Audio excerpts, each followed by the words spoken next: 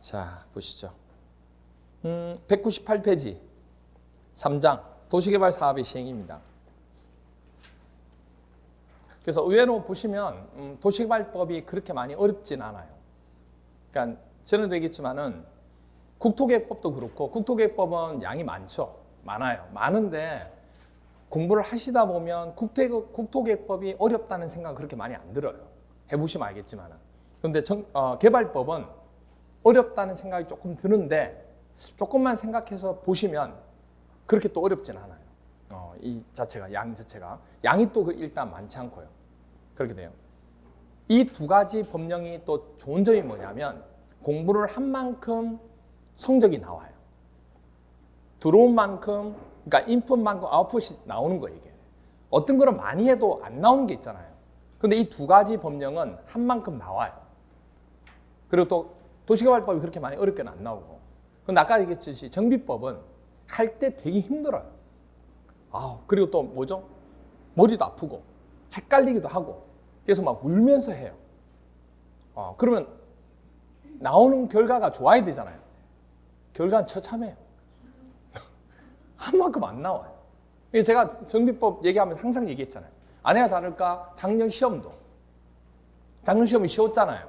공법이 쉬웠거든요. 쉬웠는데 정비법은 쉽지 않았어요. 6개 법령 중에서 정비법하고 건축법이 좀 어려웠거든요. 근데 건축법이 어려운 거는 뭐냐면 원래 건축법 자체가 범위가 넓기 때문에 아예 그냥 모르는 걸 내는 거예요. 그냥 모르는 거. 수면 위에다 집 짓는 거 이런 거 낸다고요. 물 위에다가 집 짓는 거에 대해서 물 위에 집을 지을 때 고려사항으로 볼 수 없는 거 이런 거 낸다고요. 이게 작년의 문제 중에 하나예요. 뭐 그런 것들 내는 거예요. 기본적으로. 그런데 정비법 부분은 어떤 결과냐면 헷갈려요. 더 헷갈리면서 보기 중에 모르는 내용들이 되게 많이 들어간다고요. 그래서 한 만큼 결과가 많이 안 나오는 것 중에 하나가 정비법이에요. 이게. 그리고 또 하나가 뭐냐면 건축법은 최근에 오면서 문제가 조금 어려워지고 있고 근데 그거를 구석구석까지 다 하기에는 너무 양이 많아요. 근데 오히려 건축법은 또 재미는 있어요. 해보시면 건축법은 재미가 있어요. 그런 어떤 차이점이 조금 있습니다. 자, 보죠. 이제 도시개발 사업에 대한 시행입니다. 보시면 우리가 구역을 지정했어요. 그러고 난데 구역 지정하는 절차까지 얘기했고 그럼 구역이 지정되고 난 뒤에는 그 다음에 지정권자가 사업 시행자를 지정한다고 얘기했죠. 지금 해야 될 게 뭐냐면 이거 지금 설명해 드려야 돼요. 이 내용의 체계 자체는 간단하지만 이 사업 시행자를 지정하고자 할 때 여러 가지 경우가 있다는 얘기예요. 그걸 지금 배우는 겁니다. 지금 아시겠죠? 그래서 사업 시행자를 지정을 해야 되는데 누가 지정하는 거예요? 지정권자가. 그럼 지정권자가 사업 시행자를 지정할 때 내용들이 지금 나옵니다. 그럼 먼저 그거부터 있어야 돼요. 우리가 물건을 사려고 하면 물건의 종류가 있어야 되죠. 그 물건 종류를 우리가 지명을 하잖아요. 그런 것처럼 사업 시행자가 될 수 있는 자들이 있겠죠. 요건들. 그거부터 먼저 보셔야 돼요. 그래서 198페이지 보시면 도시개발 사업의 시행자 등 해서 원칙적으로 사업 시행자가 누가 있는지를 보는 겁니다. 그럼 크게 나눠서 이렇게 보세요. 일단은 이렇게. 앞으로도 마찬가지고요. 사업을 해나가는 데 있어서 앞으로도 마찬가지인데 사업을 하는 시행자는 크게 나눠서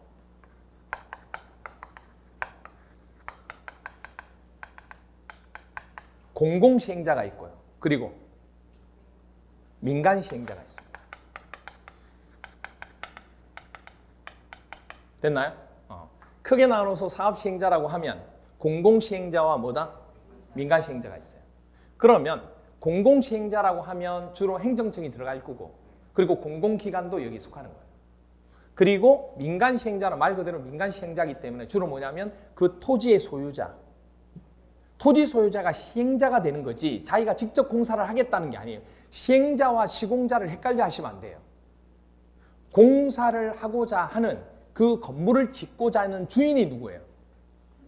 그게 바로 시행자예요. 건축법을 얘기한다 그러면 건축법에서 건물을 짓고자 하는 주인이 있죠. 그게 건축주잖아요. 그게 바로 시행자가 되는 거예요. 근데 건축주가 직접 건물을 짓지는 않는다고요. 공사를 맡기는 거지. 그는 뭐라고 그래? 시공자라고 얘기한다고. 시행자가 있고 시공자가 있다고. 지금 얘기하는 건 뭐냐면 시행자를 얘기하는 거예요. 공사의 주관이 되는 거. 무슨 말 이해가 돼? 공사를 해나가는 주관이 되는 거. 그리고 그 시행자가 정해지면 그 시행자가 뭘 하게 돼요? 공사를 다른 업체한테 공사를 맡기게 되는 시공자가 나오겠죠. 근데 시행자가 시공자의 역할을 같이 하는 경우도 물론 있긴 있어요. 일반적으로. 아시겠죠? 그런 개념 가지고 이제 얘기하는 겁니다. 자, 그러면 먼저 198페이지 보시면 도시개발 사업에 대한 시행자 등 해가지고 원칙 시행자가 쭉 나오는데 도시개발 사업의 시행자는 다음 자 중에서 누가 정한다? 지정권자가 지정한다. 이렇게 돼 있습니다. 그래서 1번부터 동그라미 1번부터 4번까지가 뭐가 되는 거예요? 4번까지가 공공시행자 묶어주세요. 앞에다가. 동그라미 1번부터 동그라미 4번까지가 뭐라고요? 공공시행자입니다. 그리고 5번하고 6번을 묶어서 앞에다가 민간시행자라고 적어놓으세요. 자, 그러면 공공시행자부터 볼게요. 첫 번째, 당연히 국가지방자치단체. 왜 이 얘기를 하냐면, 자 보세요. 이렇게도 한번 나왔어요. 국가는 도시개발 사업의 시행자가 될 수 없다. 맞아요, 틀려요? 틀리죠. 국가도 사업 시행자가 돼요. 국가가 어느 도시 부분에 국가 차원에서 도시개발 사업을 할 수도 있잖아요. 그럼 그 자가 사업 시행자가 되는 거예요. 무슨 말 이해가 되죠? 오케이. 그래서 국가나 지방자치가 될 수 있고, 그리고 2번 누가 또 돼요? 다음에 공공기관. 제가 얘기했죠. 공공기관은 누구라고 그랬어요? 한국 땡땡공사. 그래서 한국 땡땡공사에 해당되는 기업부터 비업까지 제시해 놓은 거예요. 다음 중에서 한국 땡땡공사가 아닌 것은 이렇게 안 나와요. 근데 보라고 그냥. 보라고 법령을 제시해 놓은 거예요. 보시면 다 한국 땡땡공사죠.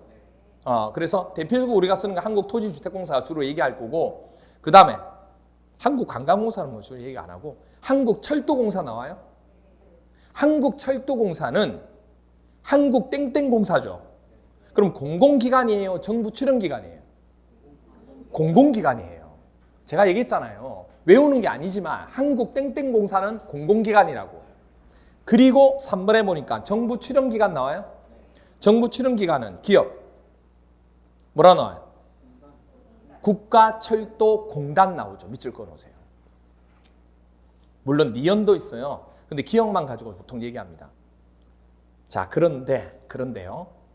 동그라미 1번이나 동그라미 2번인 경우 국가나 지방자치단체 그리고 공공기관은 뭐가 없냐면 도시개발 사업의 시행자가 되기 위한 단서조항이 없어요. 그런데 동그라미 3번에 정부 출연기관이 도시개발 사업의 시행자가 되기 위해서는 단서조항이 있어요. 이런 사업일 때만 도시개발 사업의 시행자가 됩니다 하고 조건이 있다고.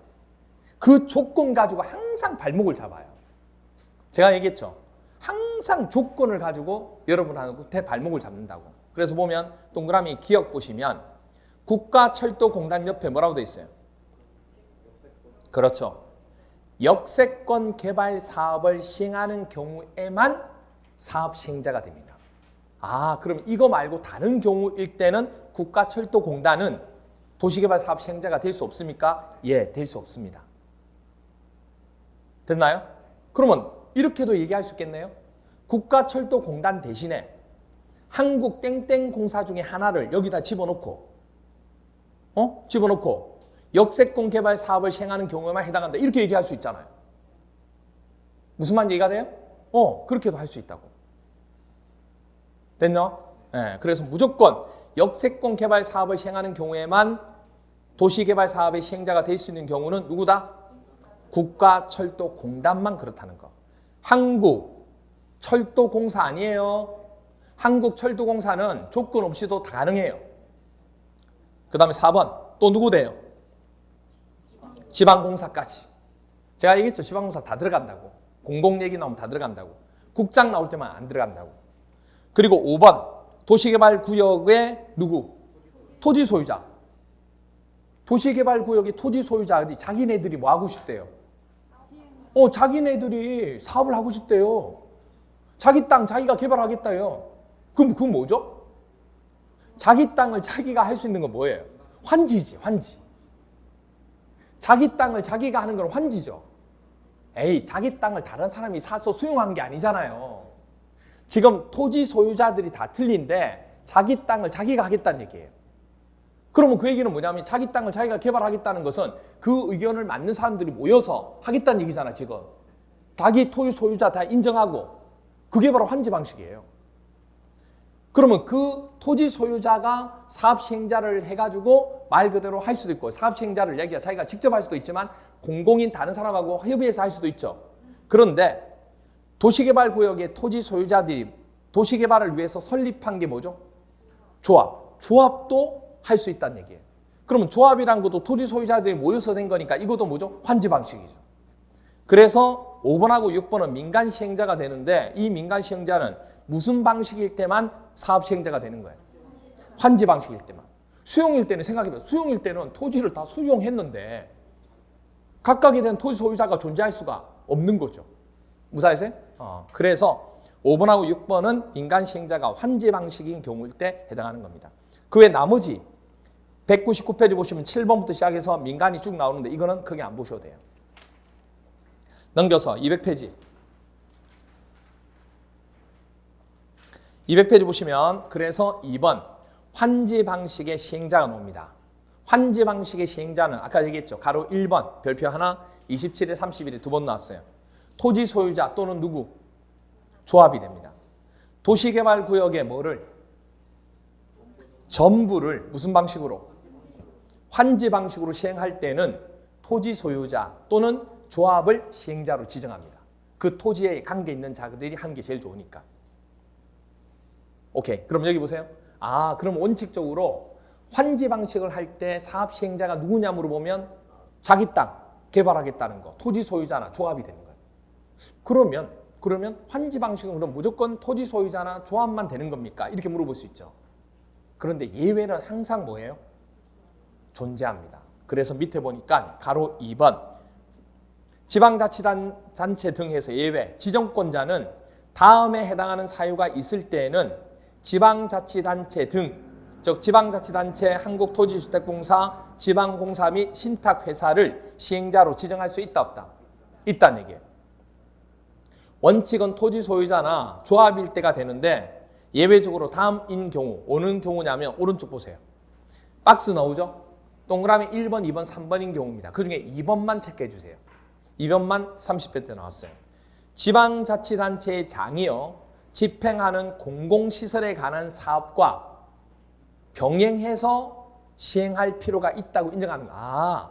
어차피 그 땅에다가 공공시설을 지방자치단체장이 집행을 한대요. 그때 하면서 그 땅도 같이 뭐 하겠다는 얘기예요. 조성하면 아니 어차피 내가 할 거 같이 좀 하면 또 훨씬 좋잖아요. 그렇게 얘기를 할 경우에는 그때는 토지 소유자나 그 다음에 조합이 사업 시행자가 아니고 지방자치단체 등이 사업 시행자가 될 수 있다 그 얘기입니다. 예외적으로. 됐나요? 그 얘기를 하는 거예요. 하지만 조심하셔야 돼요. 그러면 이 말은 무슨 말이냐면 공공시행자가 될 수 있다 그 얘기죠. 근데 공공시행자에는 국가도 포함되죠. 여기는 국가가 들어갈까요? 안 들어갈까요? 안 들어가요. 왜 안 들어가냐면 목적이 지방자치단체장이 집행하는 공공시설이죠. 그렇잖아요.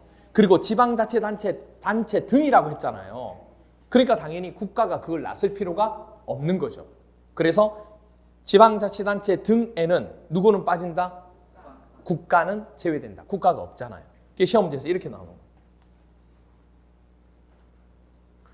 도시개발법령상 지정권자가 도시개발구역 전부를 환지 방식으로 시행하는 도시개발 사업을 지방자치단체의 장이 집행하는 공공시설에 관한 사업과 병행하여 시행할 필요가 있다고 인정하는 경우에는 이 도시개발 사업의 시행자로 지정될 수 없는 자는 이렇게 됩니다. 누가 돼요? 국가가 돼요. 됐나요? 이렇게 나옵니다. 간단하게. 지방자치단체 장이 집행하는 거니까 국가가 나선다는 건 말이 안 되죠. 그렇죠? 네, 이렇게. 됐죠? 그 다음 보시면 넘겨서 202페이지. 202페이지. 202페이지에 보시면 뭐가 나와요? 이제 시행자 변경 사유가 나옵니다. 시행자를 바꿀 수 있는 경우. 자, 여기 한번 보실래요?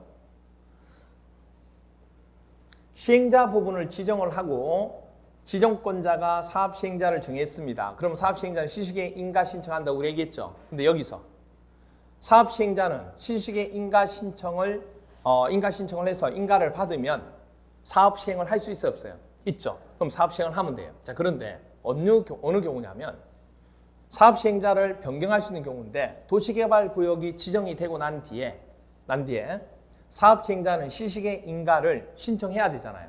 그런데 3년 이내에 신청 안 하면 구역이 해제가 돼요. 그러면 그 전에 시행자를 바꿀 수 있는 경우는 뭐냐면 1년 이내에 시행자가 실시계 인가 신청을 안 하잖아요. 그러면 시행자를 뭐 해야 돼요? 빨리 바꾸셔야 돼요. 왜냐, 기간 지나가면 아예 구역이 해제되니까. 그래서 몇 년? 1년 이내에 실시계 인가 신청 안 하면. 그다음 또 하나 이겁니다. 신청을 했어요. 인가 받았어요. 그럼 사업을 착수해야 돼, 안 해야 돼요? 그런데 실시계 인가가 고시됐는데도 불구하고 사업 시행 부분에 있어서 착수를 몇 년? 2년 이내에 착수를 안 하면 또 사업 시행자를 변경할 수 있어요. 그래서 1, 2, 3이 되는 거예요. 1, 2, 3. 됐나요? 1, 2, 3. 이렇게 돼요.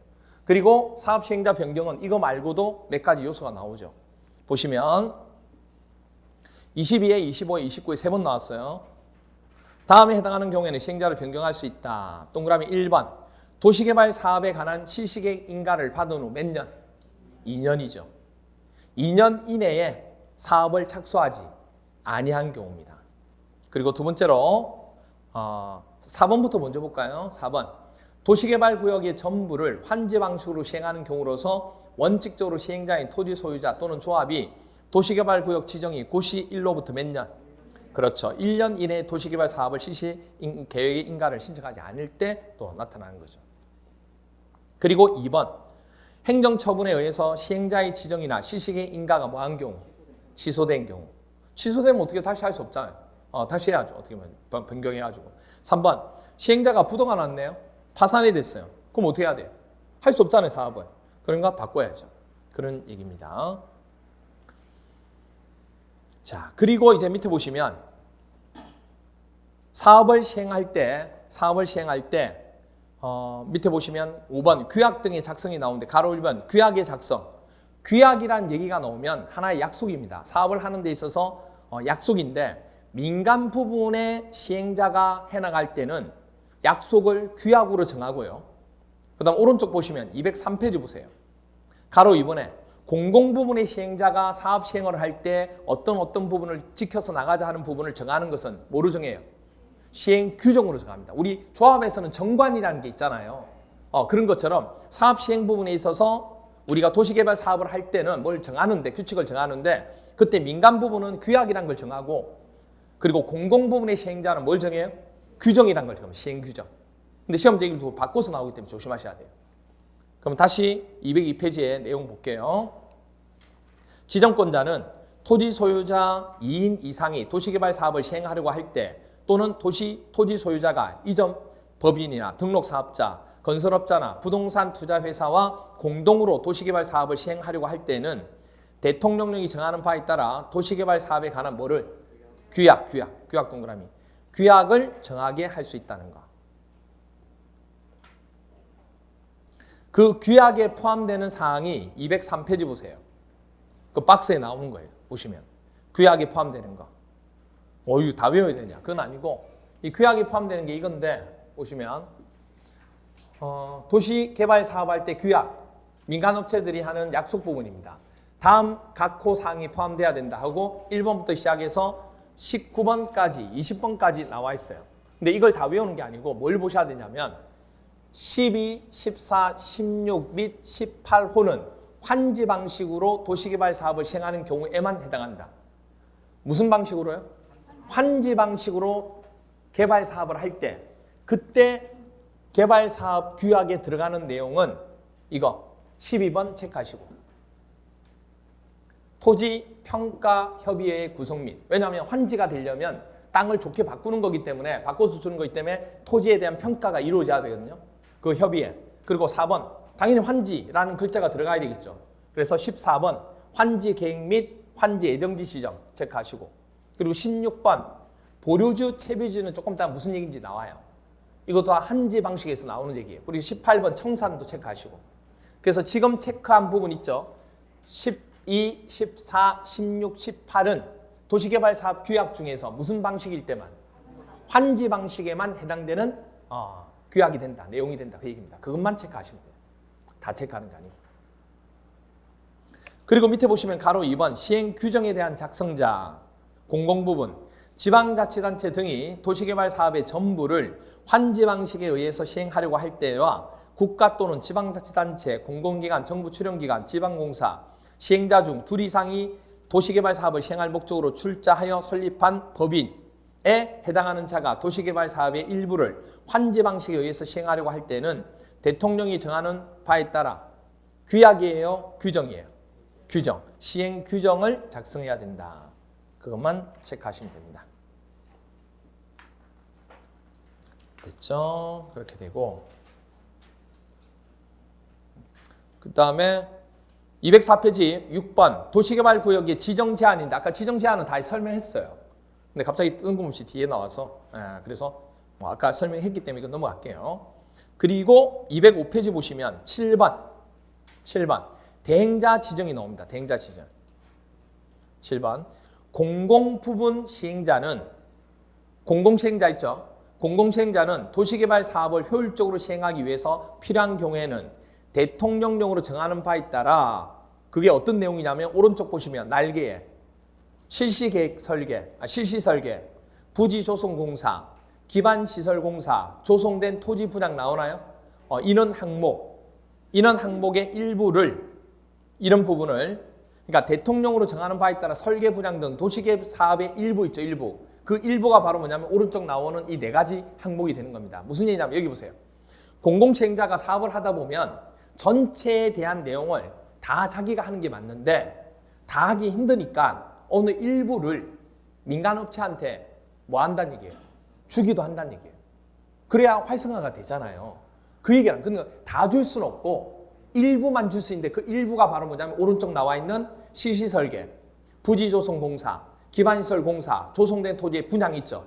이것만 주택건설 사업자, 민간업체한테 하여금 대행하게 할 수 있다는 얘기예요. 이거 시험 문제는 대행하게 할 수 있는 항목으로 볼 수 없는 것 이렇게 나오는 거예요. 그래서 그 항목을 기억하셔야 돼요. 공공업자가 주택건설 사업자 등에게 대행하게 할 수 있는 항목으로 볼 수 없는 것은, 아시겠죠? 그래서 그 부분. 그래서 공공업체가 민간업체한테 설계 분양을 기부한다고 생각하면 돼요.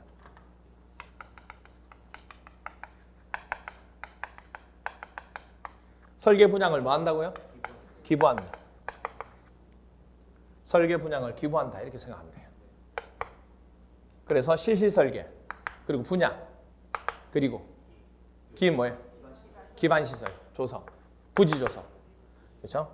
기반시설 설치하는 부분하고 부지조성 이렇게 됩니다.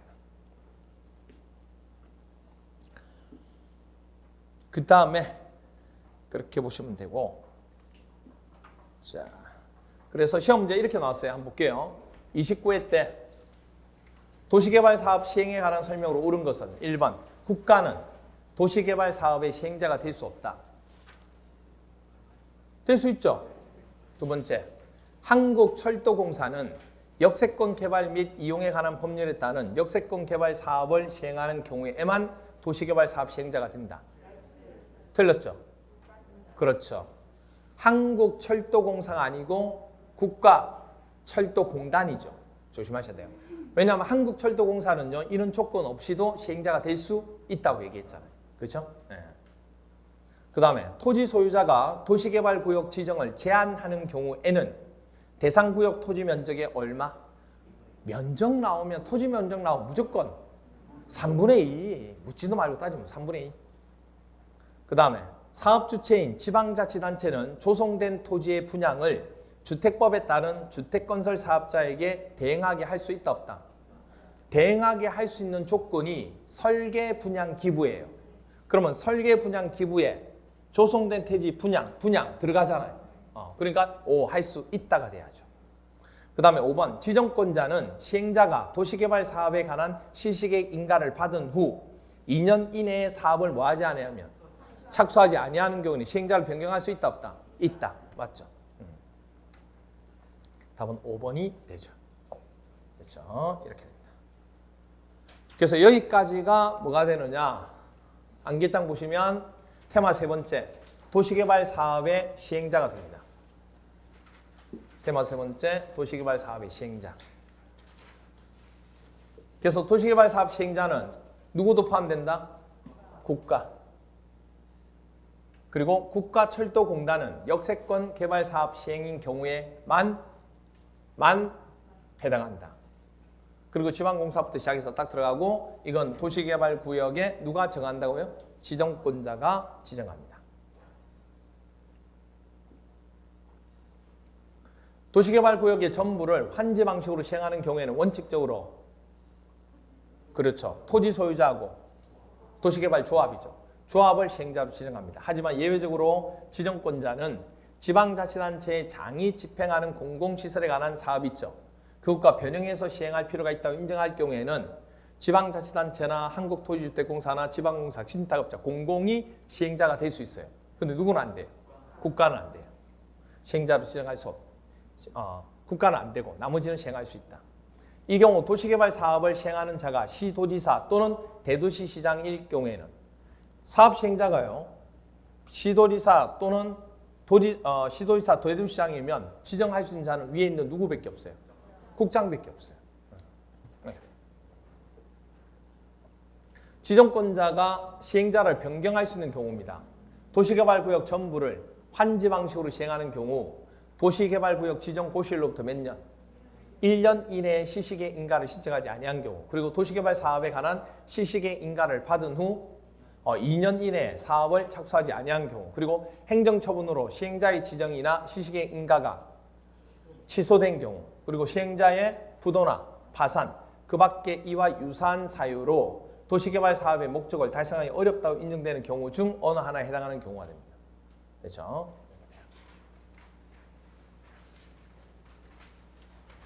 그 다음에 4번 공동으로 도시개발 사업을 시행하려는 민간 시행자가 정하는 그렇죠. 규약이죠.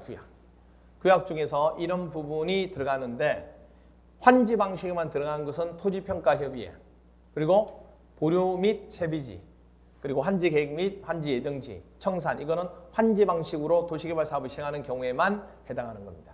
그렇죠? 규약 중에서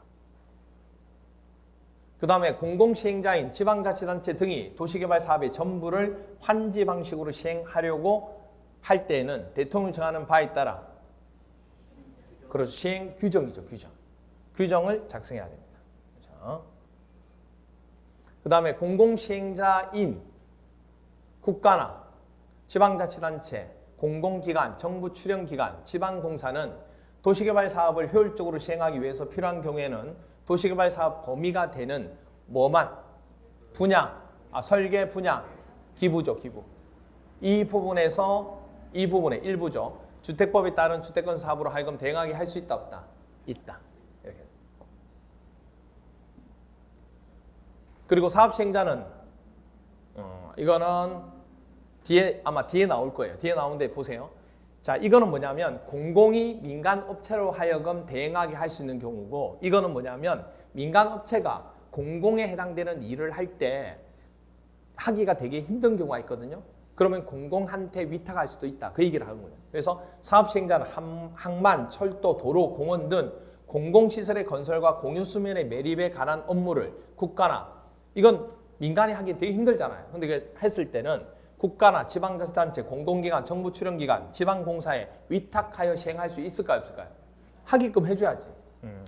할 수 있다. 이렇게 됩니다. 됐죠? 그래서 테마 세 번째 도시개발 사업의 시행자는 여기 부분까지가 됩니다. 그 다음 이제 나온 게 205페이지. 뭐가 나와요? 도시개발 조합에 대한 설명입니다. 조합에 대한 설명. 조합에 대한 설명인데 도시개발 조합은 1번 보시면 조합 설립. 항상 우리 주택법에서 하면서도 조합 얘기했지만 조합은 뭐 받아야 돼요? 인가를 받아요. 인가. 설립하려면 인가 받아야 돼요. 그래서 조합 설립 인가는 가로 1번 설립 인가, 변경 인가 두 개 합쳐서 별표 3개. 21회, 25회, 27회, 29회 출제가 됐죠.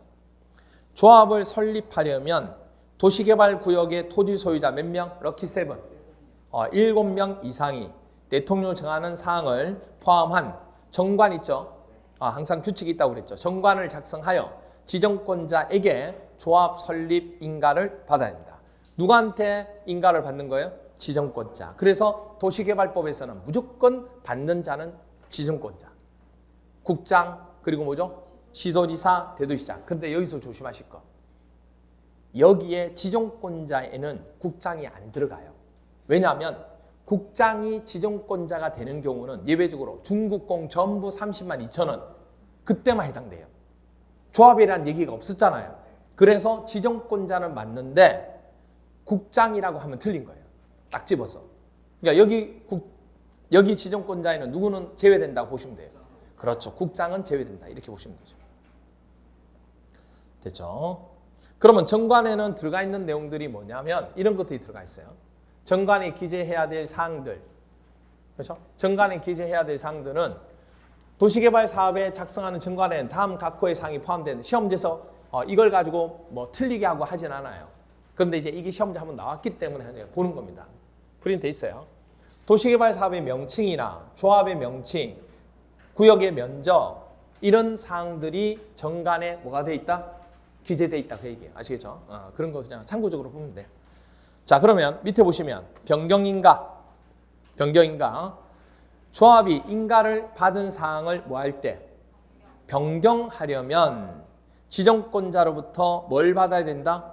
변경 인가를 받아야 한다. 다만 대통령령으로 정하는 무슨 사항일 때? 경미한 사항이 있죠. 경미한 사항을 변경하고자 할 때는 이를 뭐만 해도 돼요? 신고만 해도 돼요. 그럼 경미한 사항이 뭐냐? 밑에 박스. 주된 사무소의 소재지를 변경하는 경우는 경미한 사항으로 봅니다. 그리고 공고하는 방법을 변경하는 경우도 뭐죠? 경미한 사항으로 봅니다. 3번 인가 신청할 때 동의 요건 별표 3개 15, 16, 18, 20, 22, 25, 27, 29, 31 보기 중에 하나로 들어가는 거예요. 뭐 이건 이제 안 봐도 지금 딱 아는 게 조합 설립 인가를 신청하고자 할 때 해당 도시개발구 토지 면적 나왔어요. 얼마? 3분의 2 해당되는 토지 소유자 and 그리고 그 구역 토지 소유자 총수 얼마? 2분의 1 동의를 얻어야 됩니다. 됐나요? 똑같습니다. 그리고 206페이지 보시면 동의자 수 산정하는 방법 앞에서 했죠? 똑같습니다.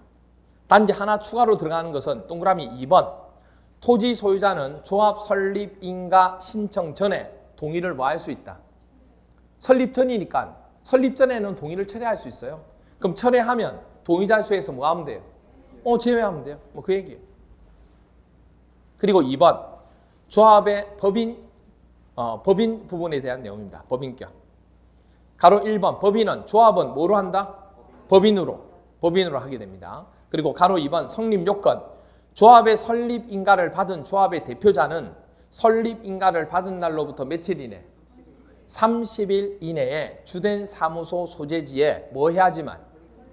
그렇죠. 설립 등기해야지만 등기를 하면 성립하는 거지 이게 인가받았다고 해서 되는 게 아니에요. 설립되는 게 아니에요. 반드시 설립 인가를 받은 날로부터 30일 이내에 반드시 뭐 해야 돼요? 등기해야 돼요. 등기해야지만 성립이 돼요. 인가받았으니까 성립됐네? 아니에요. 반드시 등기해야 돼요. 그리고 3번 조합에 관해서 이 법 도시개발법에서 규정하는 것 외에는 민법 중에 사단법인에 관한 규정을 준용하면 됩니다. 그리고 3번 조합원 가로 1번 조합원에 대해서 나옵니다. 별표 하나 조합의 조합원은 당연히 그 도시개발구역에 누가 돼야 돼요? 토지 소유자. 조합원은 도시개발구역의 토지 소유자. 토지 저당권자 안 돼요. 건물 소유자 될까요? 안 될까요? 안 돼요. 토지 소유자만 됩니다. 그리고 건축물에 대한 지상권자 안 돼요. 토지 소유자만 됩니다. 나이 제한이 있을까요? 없을까요? 없습니다. 그럼 미성년자 돼야 안 돼요? 돼요. 됩니다. 그리고 왼쪽에 보시면 날개에 보시면 1번 별표에서 봐주셔야 돼요. 보유 토지 면적에 관계없는 평등한 뭘 가진다? 의결권. 우리 그 조합이 형성이 되고 총회가 되면 의결권을 가지거든요. 그때 의결권이 내가 토지 면적이 크니까 의결권을 많이 가진다 그런 거 없어요. 토지 면적에 관계없이 의결권은 똑같습니다. 그래서 공유 토지는 공유자의 동의를 받은 누구? 대표 공유자 한 명만. 아까 얘기했잖아. 공유자 나오면 무조건 대표 한 명만 의결권이 있다는 거. 대신에 집합 건물일 때는 각각 구분 소유자 각각 그것만 항상 똑같아요. 모든 것들이. 그 다음에 이제 207페이지 보시면 임원이 나옵니다. 조합에 대한 임원. 임원도 16회, 20회, 24회 때 3번 나왔는데 조합의 임원은 그 조합의 다른 임원이나 직원을 겸할 수 없다. 겸직 금지라는 얘기예요. 두 번째로 임원의 구성은요. 일단 조합장이 몇 명? 장은 항상 한 명이 돼야 되죠. 조합장 1명 그리고 이사, 감사 이렇게 됩니다. 그럼 보통 이사는 조합장이 하는 일을 도와주는 거고 같은 편이죠. 감사는 감사의 역할을 하는 겁니다. 말 그대로. 그 다음에 3번 임원의 선임. 조합의 임원은 뭘 가진 자? 그렇죠. 의결권을 가진 조합원이어야 합니다. 그러니까 조합원 중에서 뽑겠다는 얘기예요.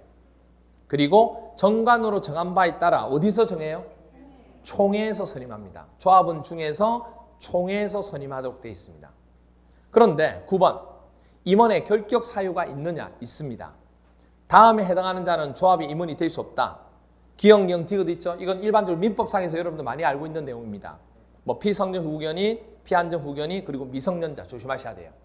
미성년자는 임원은 될 수 없어요. 하지만 조합원은 될 수 있다 없다? 있다. 그리고 파산 선고를 받은 자로서 복권되지 아니한 자 임원 안 돼요. 그리고 근거 이상의 형을 선고받고 그 집행이 종료되거나 집행을 받지 아니하기로 확정되는 2년이 지나지 아니한 자. 그런데 조심하실 게 조합원은요. 이런 결격 사유가 있더라도 조합원이 되는데 지장이 없습니다. 아시겠죠? 그것만 조심하시면 돼요. 그리고 5번 임원의 자격 상실. 조합의 임원으로 선임된 자가 처음에 몰랐다는 얘기예요.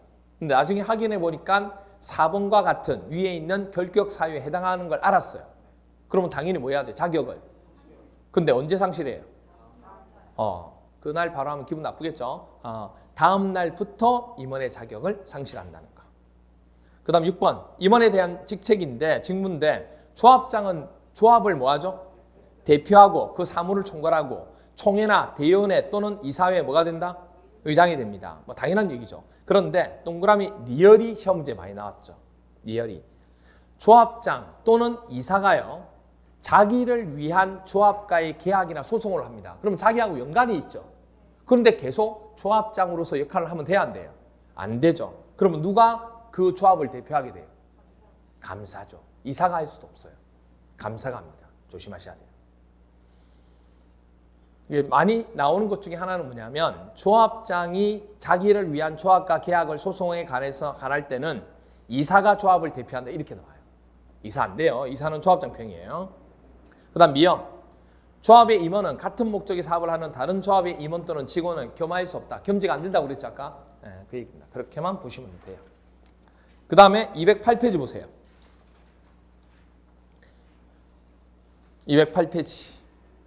조합원에 대한 경비인데 가로 1번 조합원 그 사업에 필요한 비용을 조성하기 위해서 정관이 정하는 바에 따라 조합원에 대해서 경비를 부과 징수할 수 있다 없다? 아니, 돈 내야죠. 그래 운영이 되죠. 그런데 이걸 돈을 안 내는 사람도 있을까요 없을까요? 당연히 있죠. 그럼 연체가 되면 그 징수받아야 되잖아요. 그래서 가로 4번에 징수 위탁이 나옵니다. 조합은 부가금 또는 연체료를 체납하는 자가 있으면 대통령령으로 정하는 바에 따라 쭉 내려와서 특별자치도지사 세 번째 서열이죠. 시장, 군수, 구청장에게 그 징수를 위탁할 수 있다 없다?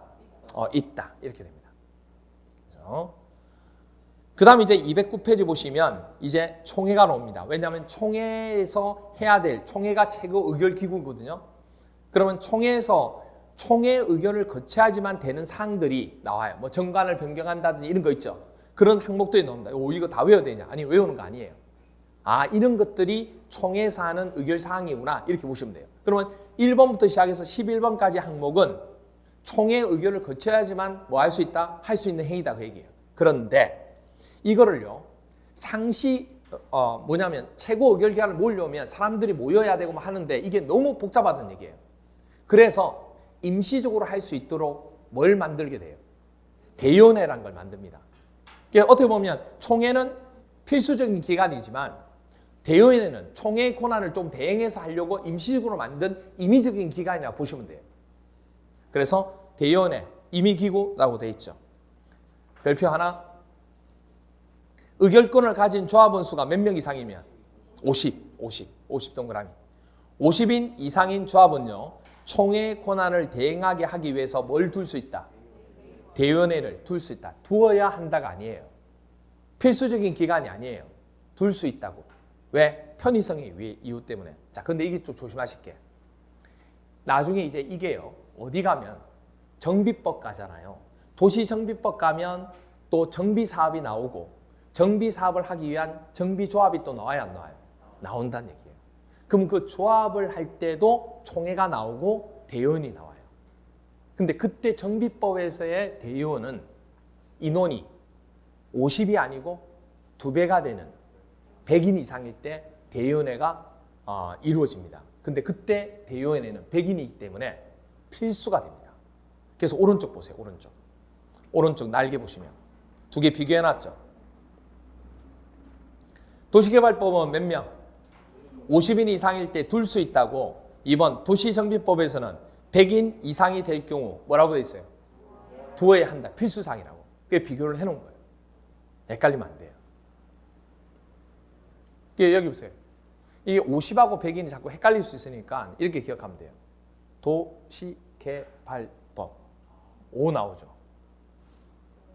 도시 및 주거 환경 정비법 10 나오죠. 100이 되는 거예요. 무사했어요? 그렇게 머릿속에 넣으시라고. 그러면 이게 안 헷갈려요. 아시겠죠? 2개 비슷한 거는 항상 헷갈리니까. 그러니까 여러분들이 어떻게 하냐면 뭔가 비슷한 게 나올 때 이걸 머릿속에 확 안 박아 놓으시면 끝까지 발목을 잡아요. 계속 헷갈려요. 헷갈린 게 나올 때는 똑같은 내용인데 헷갈린 게 나오잖아요.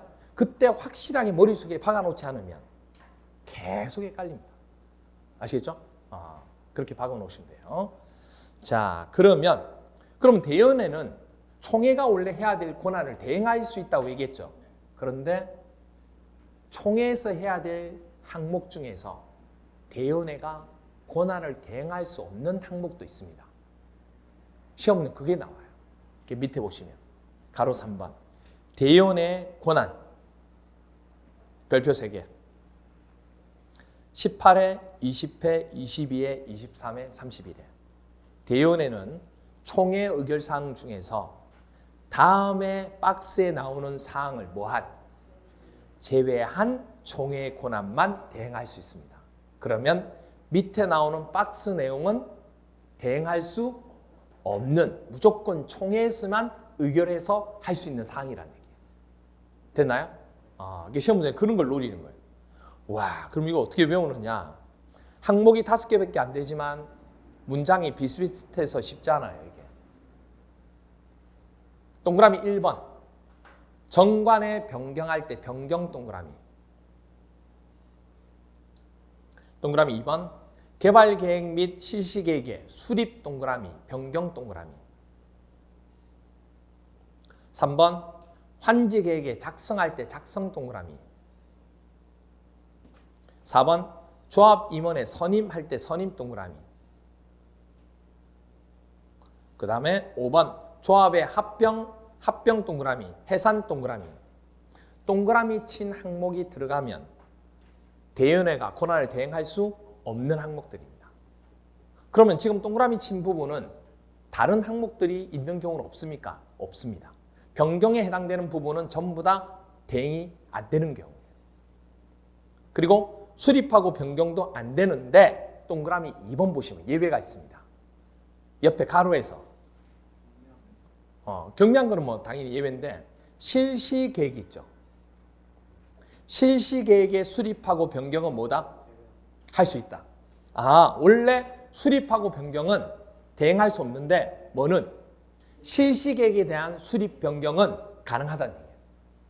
변경할 수 있다는 얘기예요.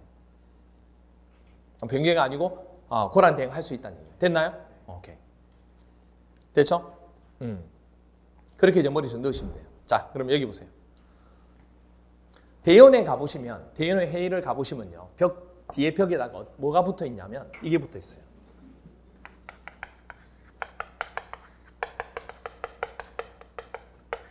선수 변경 합병 해산 이렇게 프랭카드가 붙어 있어요. 대연에 가보면. 그래서 이거 외치고 시작해요.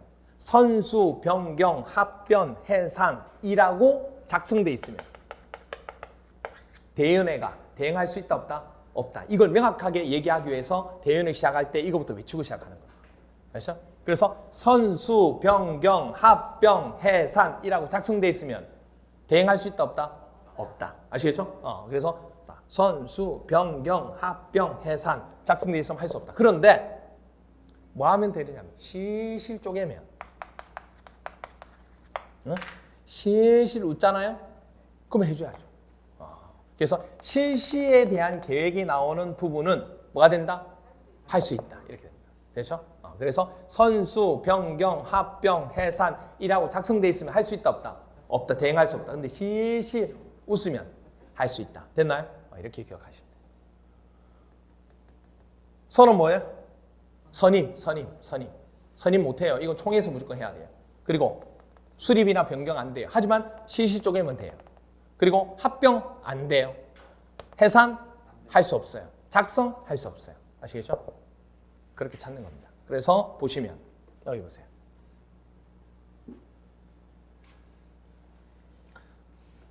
총회 의결 사항 중에서 대의원회가 총회 권한을 대행할 수 있는 사항만 물어봤어요. 있는 사항.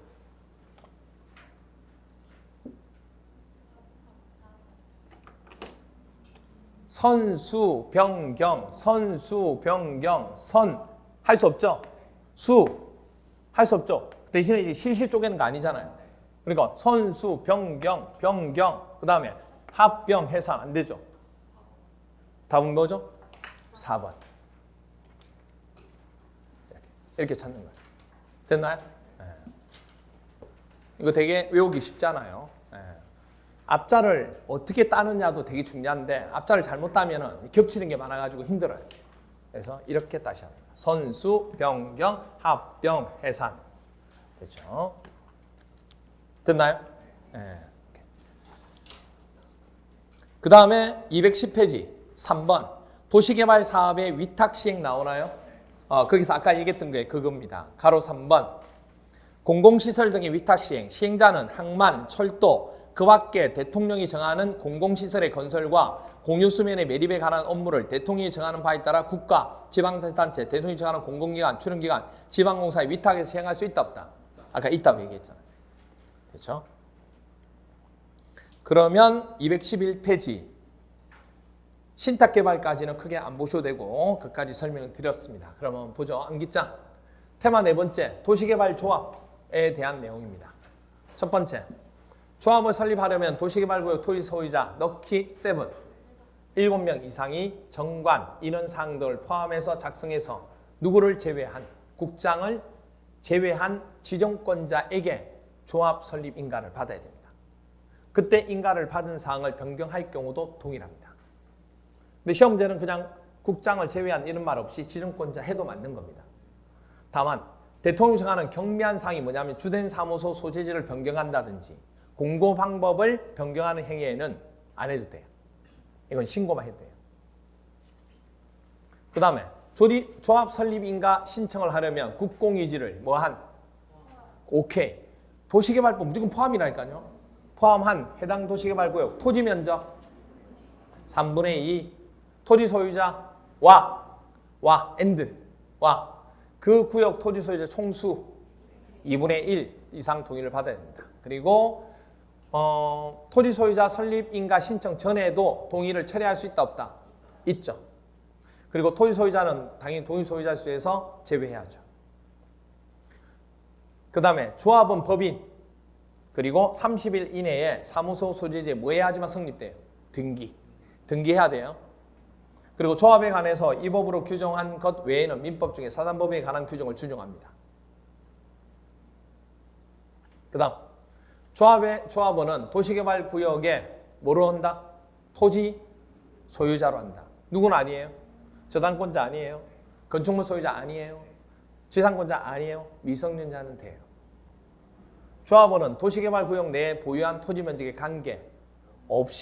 관계없는 평등한 의결권을 가지며 공유 토지는 공유자의 동의를 받은 대표 공유자 한 명만 의결권이 있고 집합 건물일 땐 당연히 구분 소유자 각각 구분 소유자 별로 의결권이 있다는 거. 됐죠? 됐나요? 네. 그 다음에 조합은 조합 부가금이나 연체료를 체납하는 자가 있으면 대통령이 정하는 바에 따라 특별자치도지사, 시장, 군수, 구청장에게 그 징수를 위탁할 수 있다. 그 다음 조합원의 임원은 의결권을 가진 조합원이어야 되고 그 조합의 다른 임원이나 직원을 겸할 수 없다. 임원의 구성원은 조합장 1명 그리고 이사, 감사로 구성되고 조합의 임원은 정관으로 정한 바에 따라 조합원 중 총회에서 선임합니다. 그리고 조합의 임원으로 선임된 자가 결격사유에 해당될 때는 취소하는 거죠. 상실하는데 누구는 아니에요? 조합은 아니에요. 결격사유 상관없어요. 조합원은. 그리고 근고 이상 형을 이런 거 쭉 받는 거 있죠. 해당되는 다음 날부터 임원의 자격을 상실한다는 거. 그리고 조합을 대표하는 자가 누구죠? 조합장. 그리고 조합장은 이사 자기를 위해서 자기 조합과의 계약이나 소송에 관해하는 그렇죠. 감사가 조합을 대표합니다. 조합장이나 이사가 할 수 없다는 거. 의결권을 가진 조합원 수가 50. 대의원 둘 수 있다. 그렇죠? 그리고 대의원은 총회 의결 사안 중에서 뭐만 총회 권한을 대행할 수 없죠? 선, 수, 병, 경, 그렇죠? 변경, 그리고 합병, 해산이라고 작성돼 있으면 총회 권한을 대행할 수 없다. 하지만 뭐하면 실시 웃으면 할 수 있다 없다. 권한을 대행할 수 있다. 이걸 포함한 나머지 사항은 대행할 수 있다. 이렇게 됩니다. 됐죠? 네. 됐나요? 오케이. 그래서 조금 쉬었다가 이제 211페이지 실시계획부터 시작해서 뒤에 우리 시행방식 부분까지 해서 마무리하도록 하겠습니다.